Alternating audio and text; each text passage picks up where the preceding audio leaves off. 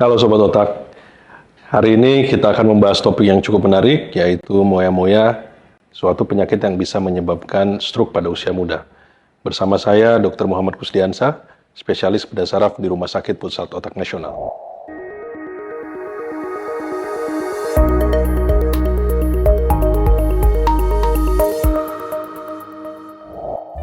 Seperti yang sudah banyak kita ketahui, stroke merupakan penyakit yang disebabkan oleh sumbatan atau pecahnya pembuluh darah otak, yang biasanya menyerang pasien usia tua.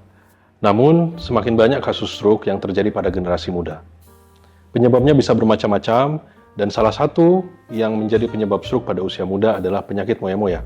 Sungguh suatu nama yang unik ya. Apa itu penyakit moya-moya, Dok? Moya-moya merupakan suatu penyakit di mana terjadi penyempitan pada pembuluh darah utama di otak secara progresif, sehingga muncul jaringan pembuluh darah abnormal pada bagian dasar dari otak. Nama moya-moya berasal dari bahasa Jepang yang berarti kabut seperti asap, yang menggambarkan jaringan pembuluh darah abnormal yang berkelok-kelok seperti kepulan asap yang didapatkan pada pemeriksaan angiografi. Jaringan pembuluh darah ini rapuh dan mudah berdarah.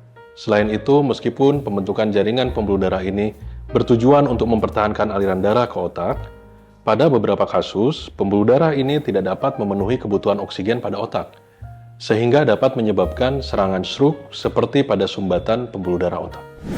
Seperti apa gejalanya, Dok?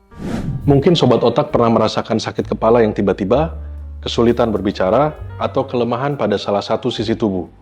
Jika iya, ini merupakan tanda penting yang harus diperhatikan. Bagaimana mendiagnosa dan pengobatannya, Dok? Biasanya jika ditemukan tanda dan gejala seperti yang telah disebutkan sebelumnya, dokter akan melakukan pemeriksaan citra seperti MRI atau angiografi untuk melihat kondisi pembuluh darah di otak.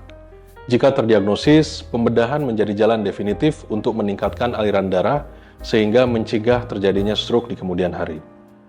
Bagaimana dengan pemberian obat-obatan? Pemberian obat-obatan dapat memperlambat progresi dari penyakit, namun tidak dapat mencegah stroke di kemudian hari.